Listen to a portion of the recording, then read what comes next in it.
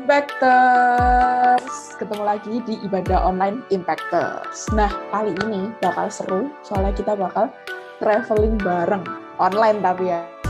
Kan kita masih belum bisa offline travelingnya, jadi kita traveling online. Ya, minimal mengurangi kangennya kita sama jalan-jalan ya. Nah, sekarang ini, aku udah di Jepang, guys. Udah di Jepang. Jadi kita bakal traveling ke Jepang. Oke. Aku ini udah sampai ya. Tapi kok aku sendirian? Temanku mana? C Putri ini di mana? Kok aku sendirian sepi ini? Gimana ini? C Putri. Gimana kak? Juju, komen deh. Langsung menari masa. Komen. Dejobu Ceput nih, Impactors udah pada nunggu loh. Cece telat. So desu ka? Minasan, genki desu ka? Artinya, baik-baik aja kan kalian Impactors. Kalau aku sih baik. Cuma agak bosen nganggur aja ya. Putri Sen, kita mau kemana ini? Kyou no tema wa baka no tegami nanode miyagi ni iko saikou no tegami no eiga o oboete imasu ka? Oh iya, cocok. Tema firman kita hari ini tuh Letter for a Fool. Nah, kita kan di Jepang nih. Di Jepang itu lagi ada film judulnya Last Letter. Jadi sama-sama letter gitu ya. Jadi yuk, kita ke Miyagi di Tokyo. Nah, sebelum ke sana, yang bawain firman kita hari ini itu Kak Betwell. Oke? Bagus banget sih C di sini. Ya ampun, ini pertama kali aku ke sini. Ya ampun, ini bagus banget. C emang pinter kalau cari tempat bagus. Suka deh. Oh ya, sebelum kita lanjut keliling ini, aku mau ngingetin, jadi kita jangan lupa untuk kasih persembahan, oke? Jadi kalian bisa scan barcode setelah ini, dan ingat ya teman-teman, kita memberi bukan karena ini diberkati, tapi karena kita sudah diberkati. Seneng banget lah Ceput, ya ampun, di Jepang ini pertama kali sih aku ke Jepang, walaupun online sih, tapi lumayan ya, at least bisa membayang-bayangkan. Nah, kita nih, habis ini nih, kita harus pindah negara, cuy. Kita nggak boleh buang-buang waktu untuk bisa ke tempat. Pengen tahu nggak kita mau kemana? Joko. Kita mau ke Paris. Nah, nanti di pesawat, supaya nggak bosen, kita dengerin firman dan PAW. Oke, sebelum kita mulai terbang nih ke negara selanjutnya nih, kita berdoa dulu ya sebelum ibadah. Teman-teman, mari kita berdoa. Tuhan Yesus, bentar lagi kita mau beribadah Tuhan. Terima kasih untuk hari yang indah ini Tuhan. Terima kasih untuk penyertaan-Mu, terima kasih untuk berkat-Mu. Sebentar lagi kami akan melanjutkan ibadah Tuhan. Biarlah ibadah ini bisa berjalan dengan lancar dari awal hingga akhir. Dan Engkau berkati untuk setiap kami bisa mendengarkannya dengan baik. Dan firman-Mu ini bisa menjadi berkat untuk diri kami dan kami bisa membagikan untuk orang-orang di sekitar kami. Terima kasih Tuhan. Dalam nama-Mu kami berdoa. Amin. Enjoy the presence of God, Impactors. Hello Impactors, happy Sunday. Yuk mari sama-sama kita bangkit berdiri yuk. Kita mau memuji, menyembah Allah kita. Mari kita berikan yang terbaik buat Dia. Amen. Let's go. Tepuk tangan sama-sama yuk.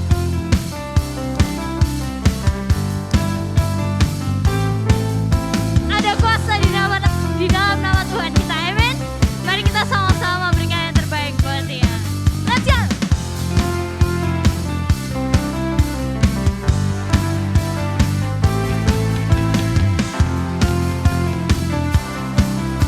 Mari sama-sama kita katakan, namanya Tuhan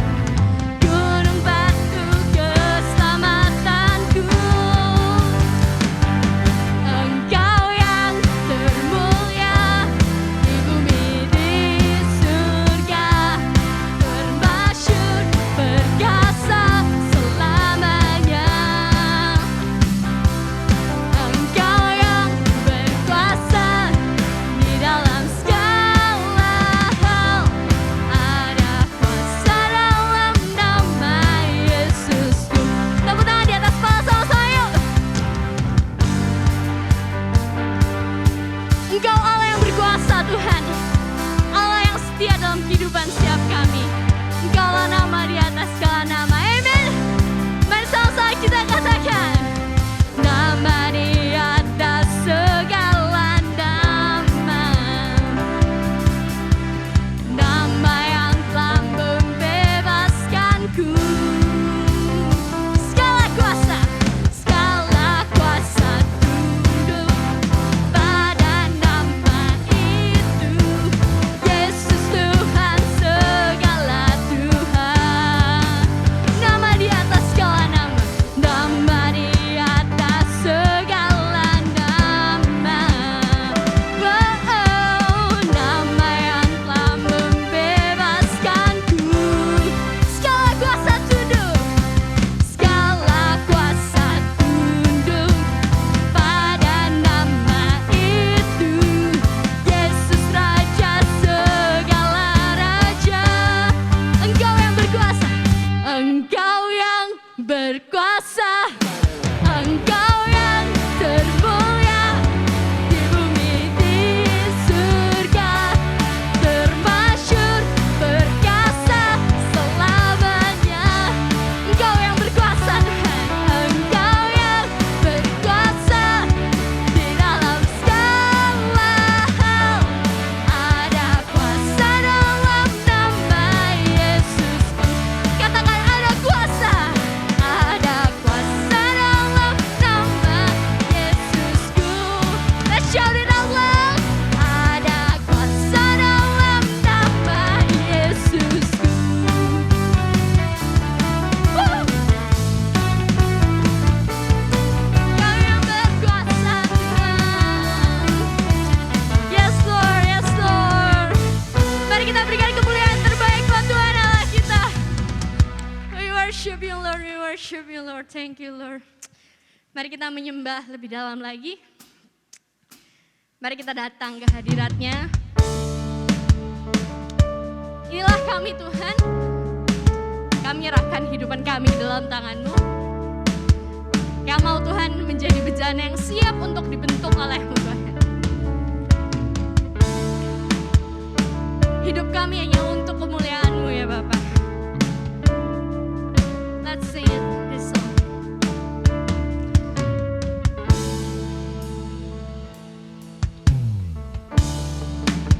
Kekuatan di jiwaku, ketenangan batinku, ada dalam hadirat-Mu. Ku menyembah-Mu, tersungkurku di kaki-Mu Bapa. Tersungkurku di kaki-Mu, rasakan hadirat-Mu. Takkan ku melepaskan-Mu, Kau cahaya bagiku. Mengiring-Mu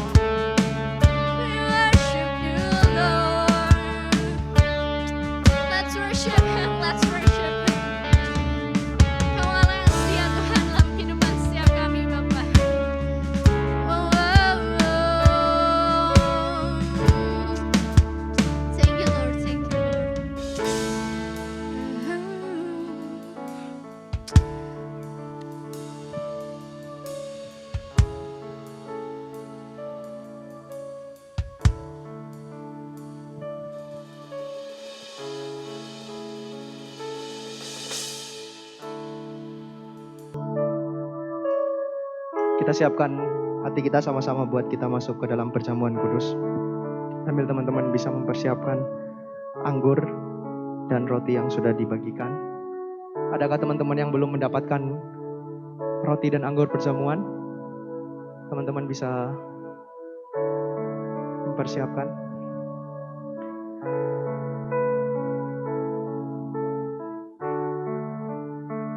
Sambil mempersiapkan, aku mau bacakan dari firman Tuhan 1 Korintus 11 ayat 26.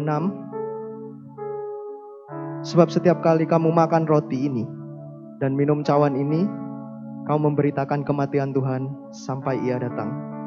Jadi barang siapa dengan cara yang tidak layak makan roti atau minum cawan Tuhan, ia berdosa terhadap tubuh dan darah Tuhan. Karena itu, hendaklah tiap-tiap orang menguji dirinya sendiri, dan baru sesudah itu, ia makan roti dan minum dari cawan itu. Karena barang siapa makan dan minum tanpa mengakui tubuh Tuhan, ia mendatangkan hukuman atas dirinya. Aku gak tahu seberapa banyak teman-teman hari ini datang dengan hati yang mungkin kecewa, hati yang capek, lelah dengan tanggung jawab. Mari kita sama-sama mau datang ke Tuhan. Kita mau mengakui, mengingat kebaikan Tuhan yang telah Tuhan lakukan. Tuhan sudah mati di atas kayu salib untuk menebus dosa kita. Sekali dan selamanya kita dilayakan untuk datang Tuhan. Terima kasih Tuhan untuk karya-Mu yang luar biasa Bapa. Terima kasih ya Yesus. Mari kita angkat roti di tangan kanan kita. Sebab apa yang telah kuteruskan kepadamu telah aku terima dari Tuhan, yaitu bahwa Tuhan Yesus pada malam waktu Ia diserahkan mengambil roti, dan sesudah itu Ia mengucap syukur atasnya. Ia memecah-mecahkannya dan berkata, "Inilah tubuhku yang diserahkan bagi kamu. Perbuatlah ini menjadi peringatan akan aku." Aku mau ajak teman-teman untuk mengucap syukur bersama-sama atas segala kebaikan Tuhan dalam kehidupan teman-teman semua. Baik itu bulan lalu atau minggu ini, mari kita naikkan ucapan syukur kita kepada Tuhan. Terima kasih Yesus. Terima kasih buat kebaikan-Mu yang tak terbatas. Terima kasih buat penyertaan-Mu yang kami bisa datang. Kami bisa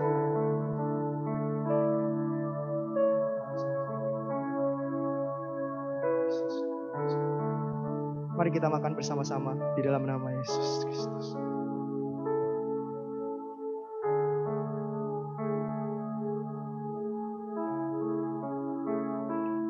Teman-teman bisa membuka anggur.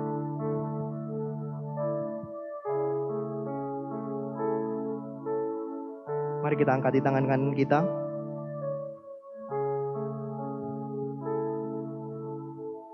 Demikian juga Ia mengambil cawan sesudah makan, lalu berkata, "Cawan ini adalah perjanjian baru yang dimeteraikan oleh darahku. Perbuatlah ini setiap kali kamu meminumnya, menjadi peringatan akan aku." Terima kasih Tuhan untuk karya-Mu yang begitu sempurna. Kami tidak perlu takut, kami tidak perlu khawatir untuk datang kepadamu, karena Engkau sudah menghancurkan tabur bait Allah. Tidak ada lagi batasan untuk kami bisa datang kepadamu Tuhan. Dan kini kami mau datang setiap saat kepadamu Bapa. Thank you buat pengorbanan-Mu yang luar biasa Tuhan. Darah-Mu yang tercurah membasuh setiap kami Tuhan. Darah-Mu yang memenangkan kami Tuhan.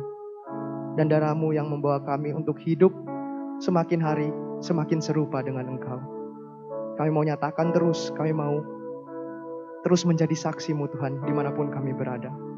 Mari kita kita minum bersama-sama di dalam nama Tuhan Yesus Kristus.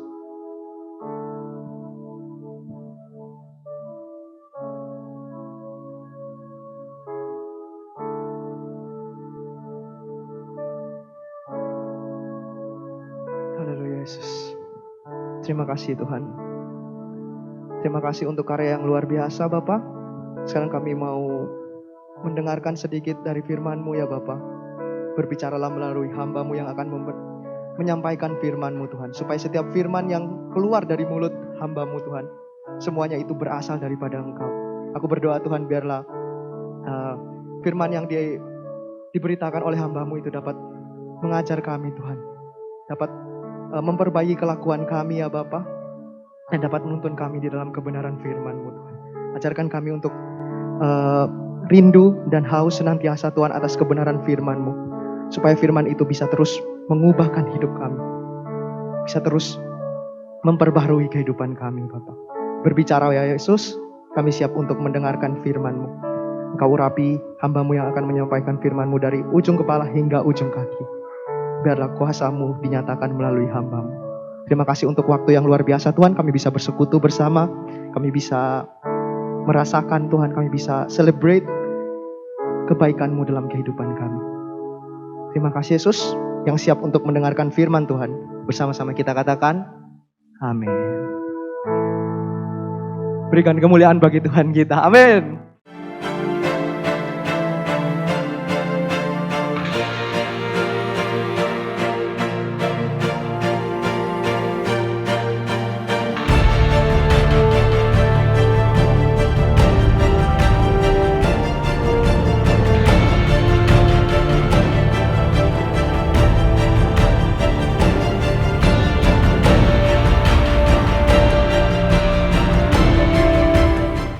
Oke.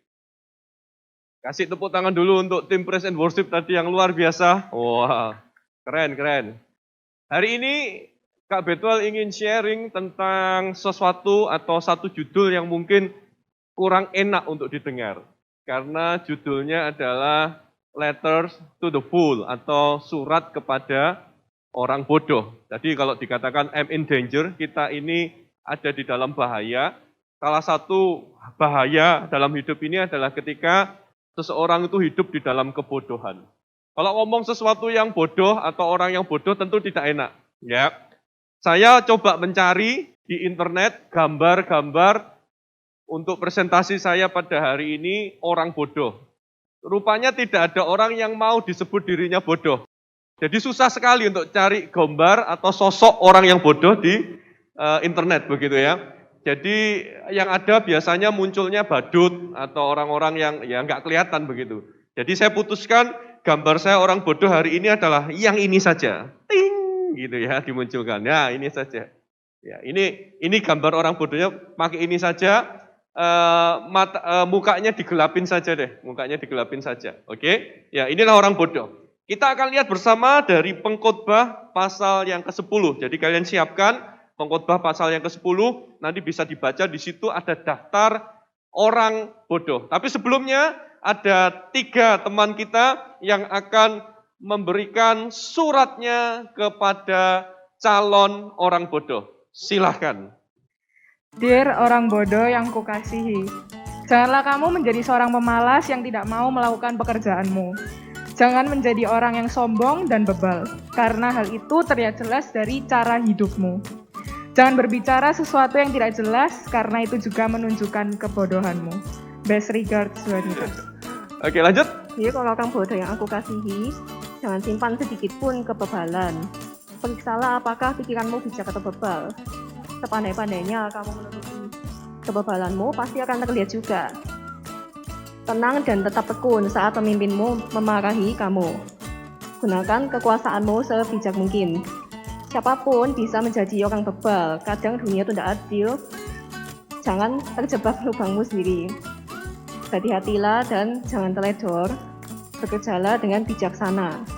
Selesaikanlah masalah yang ada dengan bijak, terus mulut bebal akan mencelakai pemiliknya. Semakin banyak orang bodoh bicara, semakin akan terlihat gila. Tidak ada manusia yang tahu pasti tentang masa depan. Berpikirlah jangka panjang saat bekerja. Jadilah orang yang mental dewasa, kuasailah dirimu, jangan jadi pemalas, jangan boros uang, dan jangan menjelekkan siapapun. Best regards, Rajiva. Hai orang bodoh. Hai juga. Apakah busukmu sudah menjadi berkat? Apakah pengaruhmu sudah lebih besar dari orang yang berhikmat? Kalau sudah, ya selamat. Kamu masih bodoh. Hai orang bodoh, apakah kamu sudah menjadi pemimpin? Pemimpin akan semua orang bodoh yang kau katakan bodoh. Kalau sudah, selamat. Kamu masih bodoh. Hai orang bodoh, apakah kebodohanmu sudah membuat kamu populer? Dari apa yang kamu ucapkan, dari apa yang kamu perbuat. Apakah kamu sudah membeli peta? Apakah kamu masih melelahkan diri untuk tidak kembali ke kota? Kalau ya, selamat. Kamu masih bodoh. Yang terakhir, hai orang bodoh, apakah kamu masih tertawa akan kekenyangan? Apakah hidupmu masih riang karena penuh uang? Kalau iya, selamat. Kamu masih bodoh. Kamu seorang manusia dan kamu masih bodoh. Ada surat-surat yang tadi waktu Jason bacakan suratnya, Kak Betuel pikir akan menjadi 1 jam karena bukunya besar dan berlembar-lembar. Ternyata 1 lembar isinya tajam-tajam ya. Nah, tapi itulah kenyataannya teman-teman, bahwa kita perlu berpikir dalam hidup ini bahwa banyak orang bodoh yang tadi sudah disebutkan. Ya, tadi bahkan Diva tadi katakan orang bodoh itu tidak perlu menunjukkan kebodohannya. Sudah kelihatan, tidak usah dicari-cari, tidak usah dia sebutin dirinya, aku ini orang bodoh. Tidak perlu. Orang sudah bisa lihat dari kehidupannya bahwa dia bodoh. Kalau Kak Betuel boleh tunjukkan di apa ya, ciri-ciri dari pengkhotbah 10 tadi, orang bodoh. Kita bisa lihat di ayat yang kedua, di situ dikatakan ada pikiran orang bijak itu memimpin untuk melakukan yang benar, sedangkan pikiran orang bebal memimpinnya untuk melakukan itu. Kalau kalian lihat di yang ayat kedua, pikiran jahat. Orang bodoh itu pikirannya selalu diarahkan kepada sesuatu yang jahat.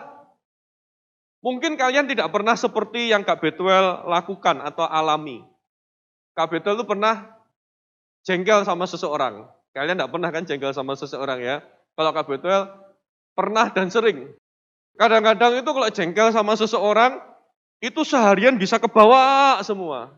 Nanti ya pergi ke kantor sambil nyetir mobil, selama nyetir mobil itu tiba-tiba di pikiran itu isinya itu skenario-skenario, walaupun saya tidak pernah sekolah film gitu, tetapi di pikiran itu isinya skenario. Bayangin orang yang membuat hati Kak Betuel jengkel itu, tak bayangkan aku bisa menjebak dia, aku bisa menghancurkan dia. Tiba-tiba sepertinya Tuhan ingatkan, Betuel, jangan gitu dong, masa pikirannya jahat. Ya, tenang sedikit, nyanyi-nyanyi lagi. Tiba-tiba muncul lagi. Kejengkelan itu muncul dan pikiran yang jahat itu merasuk sampai kalau bisa orang itu, maaf kata, kalau bisa lenyap dari dunia ini. Sadis juga ya. Kalau kalian sepertinya nggak pernah punya pikiran seperti itu ya. Pikirannya tuh baik semua gitu sepertinya ya. Ya ini aku cerita aku sajalah. Tapi itulah yang terjadi. Pikiran kita itu sepertinya diisi dengan pikiran yang jahat dan pengkhotbah berkata, itulah ciri orang bodoh. Lalu kalau kita boleh perhatikan juga di ayat yang ke-12, maka orang bodoh itu perkataannya mencelakakan. Ya, yang ke-12, ayat yang ke-12 dikatakan perkataan orang bijak mendatangkan kehormatan bagi dia, tetapi ketika orang bebal membuka mulutnya, dia hanya mencelakakan dirinya sendiri. Ayat yang ke-12 kalian bisa lihat di situ. Mencelakakan dirinya sendiri. Orang itu kalau ngomong, sepertinya kita itu sudah ada banyak orang yang ngomong tidak dipikir dulu kan ya, ngomong asal ngomong. Sehingga perkataan itu menjadi perkataan yang begitu menyakitkan. Tapi kadang-kadang perkataan kita itu sepertinya tidak kita sadari, itu menjebak diri kita. Apalagi sekarang kalau kita ada undang-undang ITE gitu ya, kita di sosial media kita salah ngomong saja bisa bisa kena hukuman penjara gitu. Wah ini ada, tadi Kak Aldo itu kan pakar undang-undang dia kan ahli hukum, lulusan S2 hukum, dia ngerti ini. Gitu. Tapi coba bayangkan, kalau perkataan kita itu setiap kali kita berkata-kata itu direkod dan dimasukkan sosial media. Bisakah kita menjamin kita tidak kena undang-undang itu? Halo? Kenapa? Karena seringkali Kak Beto juga sadari perkataan itu mencelakakan diri sendiri loh. Kita itu sudah kadang-kadang, Kak Beto ini sudah umurnya sudah 40 tahun lebih begitu ya. Ya, ternyata sudah tua juga ya. Gitu. Sudah berusaha kadang-kadang perkataan itu ditata, perkataan itu dipikir dulu gitu ya. Kecepatan ngomong sama kecepatan mikir itu kadang-kadang enggak tahu ya kenapa ya. Ini curhat ya. Kecepatan ngomong saya itu lebih cepat dari kecepatan mikir saya. Kalau anak muda seperti kalian kira-kira lebih cepat mana? Mikir atau ngomong? Halo? Boleh dijawab loh, halo? Oh ini lagi mikir dulu ya. Pinter ya enggak jawab ya karena kalian lagi mikir dulu ya untuk menjawabnya. Jadi ketemu jawabannya? Kalian mikirnya lebih lama ya daripada Kak Beto. Ya. Kadang-kadang kita sudah mikir saja hati-hati ngomong ditata, tetap saja perkataan itu menjadi perkataan yang tidak benar, mencelakakan diri sendiri. Akhirnya kita kena efek dari perkataan kita juga. Dan pengkhotbah juga mengatakan tadi seperti yang tadi dikatakan pikiran pendek. Ayat bisa baca nanti di ayat 8, ayat 10, ayat yang ke-15. Juga dikatakan di situ, orang bebal, orang bodoh itu cepat merasa lelah karena bekerja tanpa berpikir panjang. Itu. Maka orang-orang bergurau. Lihat, dia bahkan tidak tahu jalan pulang. Jadi banyak kali orang bodoh itu tidak berpikir panjang, mikirnya pendek-pendek. Mikirnya nggak bisa melihat dampaknya jangka panjang apa yang terjadi. Jangankan berpikir panjang yang untuk banyak kasus dalam hal-hal yang sehari-hari saja. Kita ini susah untuk berpikir panjang. Kita bisa mengerti kalau aku melakukan A, maka dampaknya akan seperti ini. Susah untuk berpikir panjang. Itulah ciri-ciri orang bodoh. Itu ya. Dia makanya hidupnya tuh lelah, capek. Karena tidak bisa pikir panjang. Kerjakan segala sesuatu tapi tidak ada hasilnya. Itulah orang bodoh. Itulah orang bodoh. Pikirannya jahat, perkataannya mencelakakan, boleh dimunculkan lagi. Pikirannya itu pendek. Pikirannya pendek. Ya, hati-hatilah ketika menggali lubang supaya jangan kamu jatuh ke dalamnya. Nah itu. Hati-hatilah ada orang menggali lubang dia bisa jatuh ke dalam lubang itu. Itu namanya pikirannya kurang panjang. Coba bayangin ya, di depanmu ada orang lagi menggali lubang begitu, gali lubang dan kemudian tiba-tiba dia terperosok ke dalam lubang itu sendiri. Kalian ketawa atau enggak? Ketawa kan? Kalian menertawakan orang itu. Loh kamu tahu itu kamu gali lubang kok kamu bisa jatuh ke dalam lubangmu sendiri. Tapi itulah orang bodoh. Ya. Pernahkah kita mengalami hal seperti itu? Kita melakukan sesuatu, dulu Kak Betol ingat ya, pada waktu masih sekolah begitu, zaman dulu tuh belum ada apa ya namanya ya. Kalau sekarang kan kalau ada temen bercanda keterlaluan kan disebut bully begitu ya. Zaman dulu tuh istilah bully itu zamannya Kak Beto sekolah belum ada keluar. Mungkin nggak ada yang tahu tuh istilah bully ya. Jadi kadang-kadang itu kita ini bercanda ya keterlaluan ya. Kadang kasih apa itu, kasihin kulit pisang atau sesuatu yang licin begitu. Seingat Kak Beto dulu waktu sekolah itu ini nih, pakai bubuk kayu itu dikasih minyak ya, dikasih minyak gitu. Lalu disebar, itu kan jadi licin. Jangan ditiru loh ya. Ini pengalaman yang dulu tidak boleh ditiru. Jadi disebar begitu, lalu berpikir bahwa nanti teman yang kita mau kerjain itu dia waktu dia jalan dia akan kepleset begitu. Tapi kadang-kadang kita yang lucu itu kadang-kadang orang yang berusaha ngerjain itu kita kerjain juga gitu. Jadi dia tabur Coffee J langsung mengangguk-mangguk. Ini sepertinya pengalaman Coffee J juga. Jadi orang yang mau ngerjain temennya itu dikasih itu dia tidak sadar pada waktu dia berbalik. Di belakang kita juga sudah taburkan itu. Jadi pada waktu dia berbalik, terplesetlah dia. Itu orang yang jatuh ke dalam kebodohannya sendiri. Itulah orang bodoh. Tidak bisa mikir panjang. Dia bisa ngerjain orang, dia tidak sadar bahwa dia juga bisa dikerjain orang. Tidak bisa pikir panjang. Ya, pikirannya pendek. Juga di ayat yang ke-18 ya, bisa dimunculkan lagi di ayat 18 itu orang bodoh disebut Pemalas. Ini ciri-cirinya, pemalas ya. Lagi dimunculkan lagi, pemalas. Seorang pemalas tidak mau memperbaiki atap rumahnya yang bocor. Sekecil apapun dan lama-kelamaan seluruh atap rumahnya akan runtuh karena lapuk. Karena ada kebocoran, nanti dulu deh, tidak dikerjain, akhirnya robohlah karena atap itu lapuk oleh hujan. Nah, pertanyaan Kak Betol ada, coba kalian perhatikan gambar ini ya. Kalian perhatikan. Kalau kalian perhatikan, belum. Balik. Ya. Kalau kalian perhatikan, ini ciri-ciri orang bodoh. Pikiran jahat, perkataan yang mencelakakan, gitu ya. Pikiran pendek, pemalas. Itu tadi dikatakan adalah ciri-ciri orang bodoh. Kalau kita ada di hadapan ciri-ciri orang bodoh ini, pertanyaan Kak Betwell, siapakah orang bodoh itu? Halo? Siapakah yang bodoh? Tadi Jason kan berkata, hai orang bodoh. Makanya Kak Betwell jawabnya apa? Hai juga. Karena pada waktu Kak Betwell, ini tidak kebetulan ya, disengaja Kak Betwell pakai jaket yang sama. Sebenarnya muka yang digelapi itu ya mukaku ini loh. Karena pada waktu aku berkaca membaca pengkhotbah 10 ini, sampai hari ini, kalau betul ciri-ciri orang bodoh itu adalah pikirannya selalu mengarahkan pada kejahatan, perkataannya mencelakakan. Tadi Juju itu nulis lengkap tentang perkataan tadi ya. Perkataannya sudah tahu mencelakakan, sudah tahu salah, tadi Juju katakan masih diomongkan terus gitu. Ya. Sudah tahu ngomongnya sering salah, cerewet lagi. Ya kan? Terus pikirannya pendek, tidak bisa mikir panjang. Pemalas. Ini kok pas apa namanya? Contohnya kok pas gitu. Di rumah Kak Betul tuh beberapa waktu yang lalu tuh lagi bangun-bangun gitu ya, Kak Betul lagi betulin sedikit. Ada atap atau plafon di kamarnya anaknya Kak Betul tuh lubang begitu loh, karena kejatuhan gitu.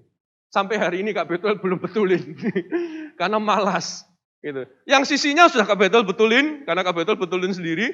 Ternyata yang sebelah satunya masih lubang gitu. Tetapi ya untung enggak hujan, jadi masih aman gitu. Tapi waktu membaca ini, karena Kak Betul hanya punya waktu hari Senin untuk membetulkan, besok Kak Betul harus betulkan.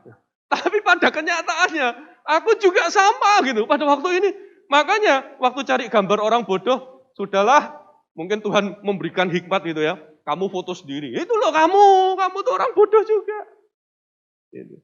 Ya cuman Kak Betul agak malu mukanya ditutupin, diitemin aja gitu. Sekarang untung pakai masker.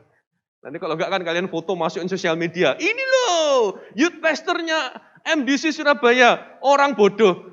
Tapi emang kenyataannya begitu kok. Ada yang di sini masih mau enggak ngaku orang bodoh, halo? Ya enggak apa-apa deh. Oke, tak. Siapa yang di sini merasa kalau berhadapan dengan gambar ini ya, orang-orang yang bodoh ini kira-kira menurut kalian termasuk jenis orang bodoh? Boleh angkat tangannya. Oke, yang ngaku semua ternyata. Kalau yang enggak ngaku, boleh angkat kaki keluar dari ruangan ini. Kok ngusir. Itulah kenyataannya. Makanya di ayat yang pertama, di ayat yang pertama boleh dilanjutin nggak, Bang? Di ayat pertama dikatakan di situ, ya silakan dimunculkan. Di ayat yang pertama dikatakan bangkai lalat membusukkan sebotol minyak wangi. Sedikit kebodohan menghilangkan hikmat yang tinggi. Pada waktu itu minyak wangi, pada zaman kitab pengkhotbah ini ditulis, maka minyak itu dibuat natural, bukan produksi pabrik. Mungkinan handmade begitu ya. Sehingga prosesnya itu lama, prosesnya itu tidak mudah. Tetapi percayalah, harumnya itu yang luar biasa. Ya, hasilnya pasti juga maksimal. Tapi bayangin seorang pembuat minyak wangi sudah dibuat gitu ya. Botol sudah sebotol jadi. Tiba-tiba ada istrinya, dia lagi buat minyak wangi itu, istrinya bawa tampelannya lalat begitu ya. Ada lalat karena mau ke makanan gitu, dipukul sama istrinya. Wih, pak gitu. Dan lalat itu yang mati itu bangkainya jatuhnya tepat di minyak wangi yang sedang dibuat. Plung. Padahal minyak wangi itu harus dijagai. Tidak boleh ada satupun kontaminasi. Sebenarnya penulis kitab Pengkhotbah sedang berkata demikian. Hidup kita itu harusnya seperti ini loh, seperti minyak wangi. Yang harum, yang karena kepintaran kita, karena nasihat kita, karena apa yang kita lakukan, kita itu bisa menjadi manfaat bagi orang-orang di sekitar kita. Tapi seringkali justru hidup kita itu dipenuhi dengan bangkai lalat. Kecil mungkin kadang-kadang. Kita melakukan kebodohan-kebodohan yang mungkin sedikit. Tapi itu membuat hidup kita ini justru menunjukkan kita ada betul-betul orang bodoh. Makanya tadi Jason katakan, kalau kamu jadi pemimpin, sayangnya kamu ini juga pemimpinnya orang bodoh. Selamat, tadi apa Jason katakan apa nih? Selamat, kamu masih bodoh. Kadang-kadang kalau ada anak muda, I'm a leader gitu ya, kamu pemimpin, belum tentu loh dia pemimpin bagi orang-orang yang benar. Dia memimpin orang-orang yang bodoh karena dia memimpin juga dengan cara yang bodoh. Jadi pada waktu membaca ini, sepertinya Kak Betul kalau baca ayat kan harusnya yang memotivasi dong. Anak muda itu memotivasi dong. Ini kok sepertinya kita malah diperhadapkan pada satu kenyataan, kita ditunjukkan bahwa sebenarnya kita ini adalah orang yang bodoh. Gitu. Kapan terakhir kamu memikirkan hidupmu? Hidupmu itu dirusak oleh satu kebodohan. Kapan terakhir, coba kamu pikirkan sebentar, kamu melakukan sebuah kebodohan kecil dan itu merusak banyak hal. Tapi jangan putus asa guys, jangan putus asa. Kenapa? Aku mengalaminya.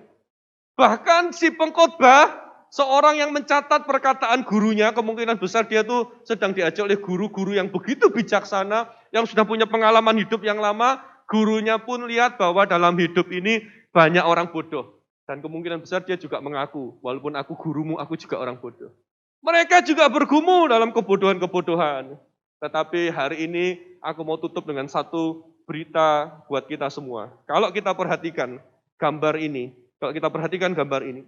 kebodohan tadi, sekali lagi, ayo pikirkan, coba pikirkan. Pikirkan sama-sama.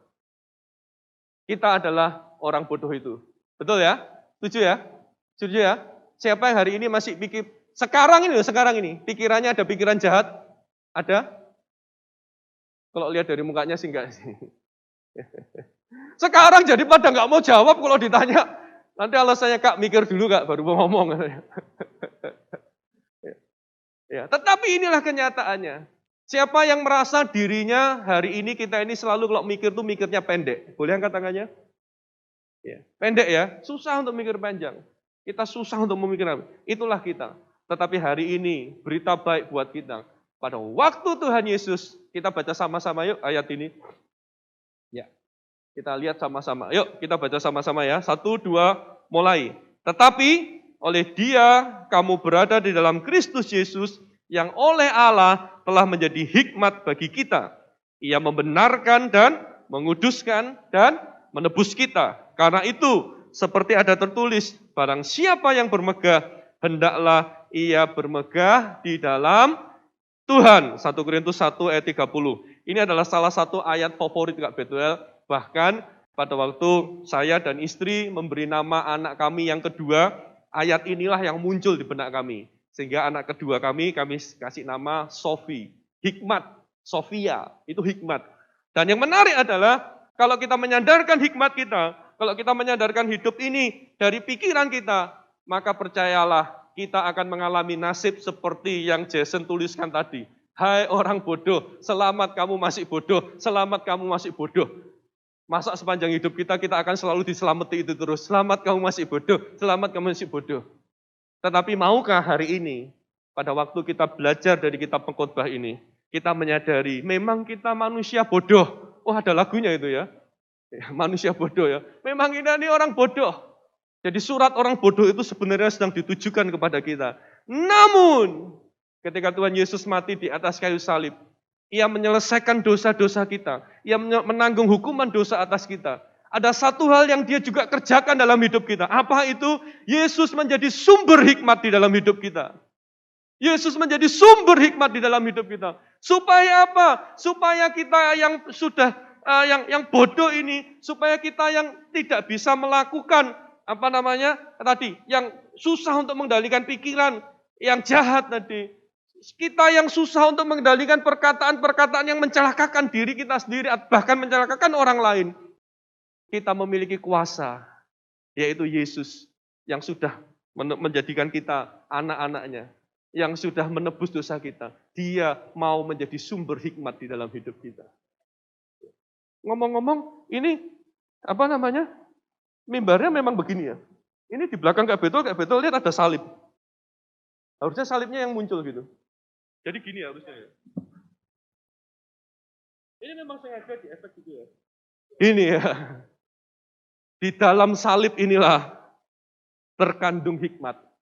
Dia menyelamatkan kita, dia menebus dosa kita. Tetapi Yesus menjadi sumber hikmat di dalam kita.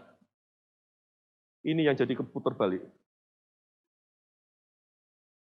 Yesus sang hikmat di dalam hidup kita. Lalu gimana Kak caranya menerapkan firman ini dalam hidup kita? Sederhana. Hari ini Tuhan sudah memberikan Alkitab, firman-Nya di dalam hidup kita. Untuk menuntun kehidupan kita, untuk menuntun pikiran kita supaya tidak dipenuhi kejahatan. Untuk menuntun perkataan kita supaya tidak dipenuhi oleh perkataan yang buang, perkataan yang tidak penting, bahkan perkataan yang berbahaya dan mencelakakan. Tuhan sudah memberikan firman-Nya, tapi seringkali kita ngomong, Kak, firman Tuhan sulit untuk dipahami. Itulah yang kita bisa terapkan dari firman hari ini. Datang sama sang hikmat. Ngomong sama Tuhan Yesus. Kak Betul juga kok. Ngalami. Tuhan ini firman-Mu maksudnya apa? Kalau dia yang sudah memberikan firman-Nya, dia juga akan mengajarkan kita. Jadi pada waktu kita membaca firman, lalu kita tidak ngerti. Jangan firman Tuhannya yang disalahkan. Ada kesulitan dalam firman Tuhan, itu artinya kita yang tidak memaham. Ya datang sama Tuhan, aku kasih hikmat. Supaya aku bisa memahami firman ini. Tuhan, aku berikan hikmat-Mu supaya aku bisa memahami firman-Mu hari ini. Bergantung sama hikmatnya Tuhan Yesus yang sudah menjadi hikmat di dalam hidup kita. Pada waktu kita mengalami masalah tidak atau membuat perencanaan deh. Mau nih ada beberapa yang mau kuliah dan segala macam. Pernahkah kamu berdoa sebelumnya? Bukan untuk memikirkan minta A, minta B. Tapi pertama kali yang kau lakukan adalah, Tuhan jadi sumber hikmat dalam hidupku. Sehingga pada waktu aku memutuskan, bukan kebodohan yang aku putuskan. Tapi yang aku putuskan adalah putusan yang berasal dari sumber hikmatku. Nyentel sama Tuhan Yesus. Wah itu kan asik. Gitu. Atau bahkan kadang-kadang kalau kita ini tidak satu channel sama sumber hikmat itu, akhirnya kita membuat kebodohan-kebodohan. Dan aku mengalaminya dalam hidup ini. Mengambil keputusan-keputusan yang bodoh. Tidak perlu terus di dalam kegagalan itu terus. Orang yang gagal itu yang hidup di dalam kegagalan. Tapi orang yang mau bangkit dari kegagalan itulah yang benar gitu. Nah, gimana caranya? Pada waktu bahkan kita membuat keputusan yang bodoh, datang kepada Tuhan Yesus. Tuhan, aku sudah salah melakukan ini. Bagaimana caranya untuk aku bisa memperbaikinya? Jadilah hikmat di dalam hidupku. Berikan hikmat-Mu itu dalam hidupku. Jangan disesali terus kegagalannya. Semua orang bisa jatuh dalam kebodohannya. Ingat, orang bodoh itu adalah kita. Semoga kalau tadi mungkin ada gambarnya itu, mungkin kalian bisa foto diri kalian. Iya, aku ini orang bodoh itu. Tetapi jangan diratapi kegagalannya. Datang sama Tuhan. Kadang-kali, kadang-kala. Ngomong aja sudah mulai salah ya. Kadang-kala. Kak Beto juga ngalami. Pada waktu membuat keputusan yang salah. Apa yang aku lakukan? Aku hanya menyesal, aduh, kok salah ya, harusnya aku tidak lakukan itu ya, kenapa aku begitu? Cuman begitu meratap. Apakah masalahnya jadi selesai, jadi baik? Tidak. Atau juga seringkali waktu ada masalah, aku membuat keputusan yang salah, apa yang aku lakukan? Berusaha cari cara. Ngandalin orang-orang yang mungkin yang mampu, ngandalin resource yang punya, ngandalin dana yang ada. Kenapa kita tidak mengandalkan Tuhan pada hari itu? Tuhan, aku sudah salah. Aku orang bodoh dalam perkataanku. Ya, dalam perkataanku. Tuhan tolong aku. Tuhan tolong aku. Untuk menyelesaikannya. Tuhan kasih aku hikmat. Engkaulah sang hikmat di dalam hidupku. Oke. Jadi percayalah, saya sama seperti kalian. Kita hanyalah orang-orang bodoh yang perlu pertolongan hikmat dari Yesus. Dan puji Tuhan, pada waktu dia mati di atas kayu salib, dia menyelesaikan dosa kita, tapi dia juga menyelesaikan kebodohan dalam hidup kita. Bukan tiba-tiba membuat kita menjadi orang yang pintar, tapi dia memberikan dirinya ada di dalam hidup kita, menjadi sumber hikmat dalam hidup kita. Tadi dikatakan oleh Allah, Yesus sudah menjadi hikmat di dalam hidup kita. Wah, jadi hai orang bodoh, masih enggak terima dibilang. Loh, gini loh jawabnya gini, gak apa-apa Kak Betul ngomong, hai orang bodoh gak apa-apa, memang aku bodoh. Tapi aku orang bodoh yang sudah di backup sama hikmatnya Yesus. Oh gitu.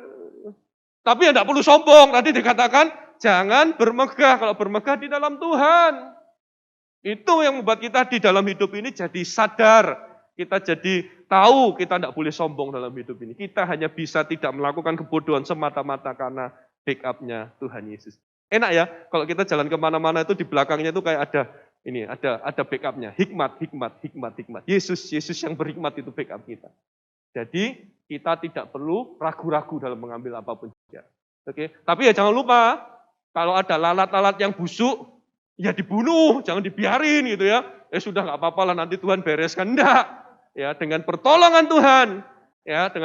Tuhan, lalat-lalat yang busuk itu kita minta hikmat juga bagaimana mengalahkannya. Termasuk kalau hari ini di ibadah online yang pertanyaan Kak Vijay menjawab tentang pornografi itu penting atau kok penting ya?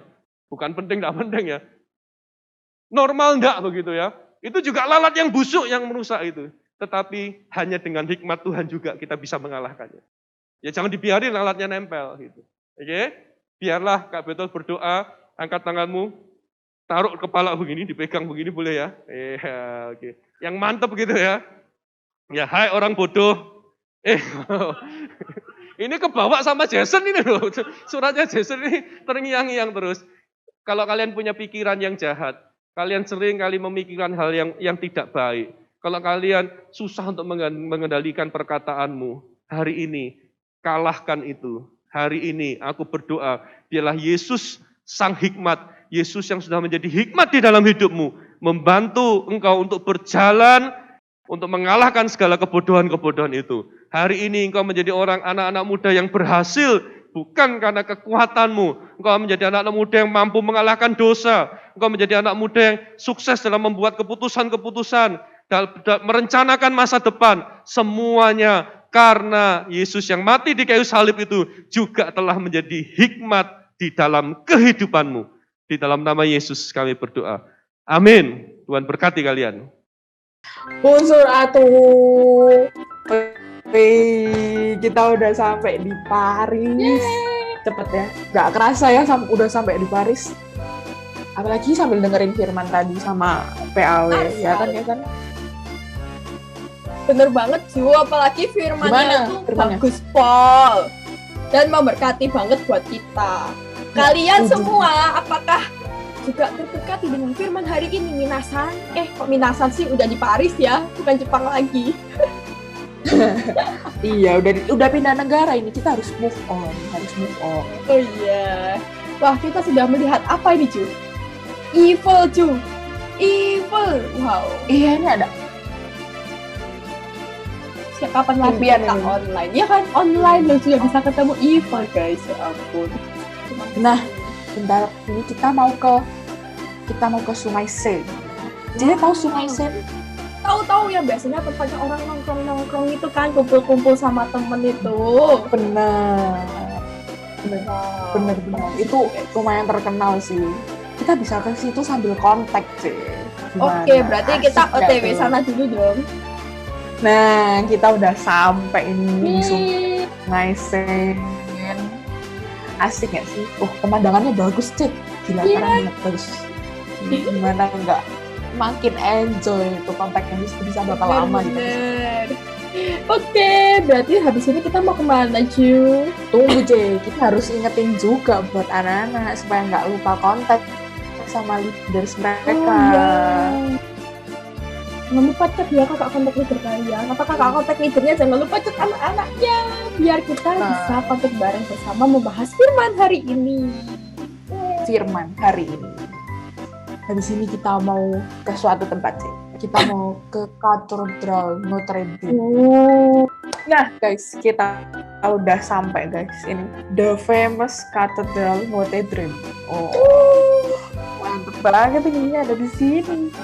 Oh ya, mumpung kita lagi di tempat ini, mau ngingetin, jangan lupa buat kasih persembahan ya kan. Kalian bisa scan barcode setelah ini. Dan ingat guys, kita memberi bukan untuk diberkati, tapi karena kita sudah diberkati. Jadi jangan lupa buat kasih persembahan dan persepuluhannya. Mau nginget Cek, kita kan punya Instagram ya Cek. Terus kan punya Instagram ya. Banget.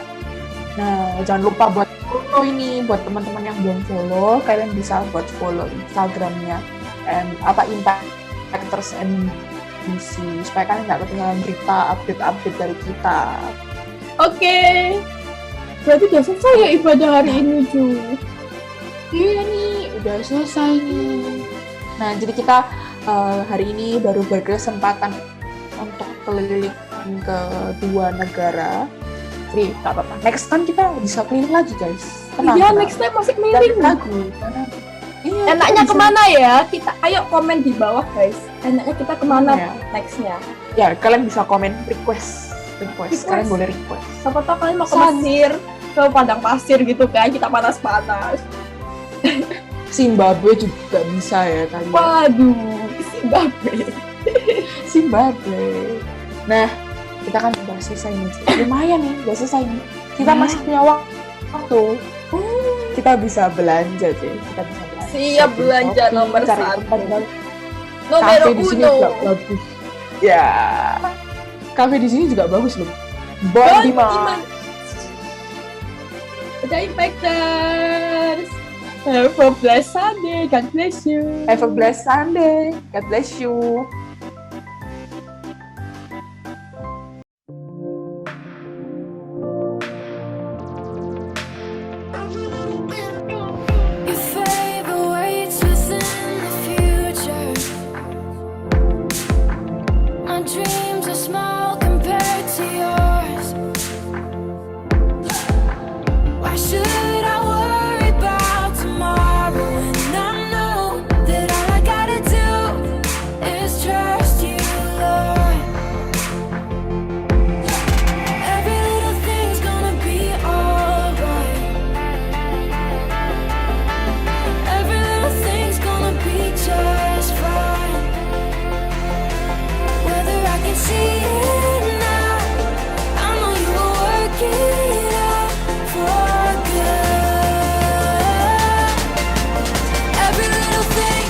Everything will be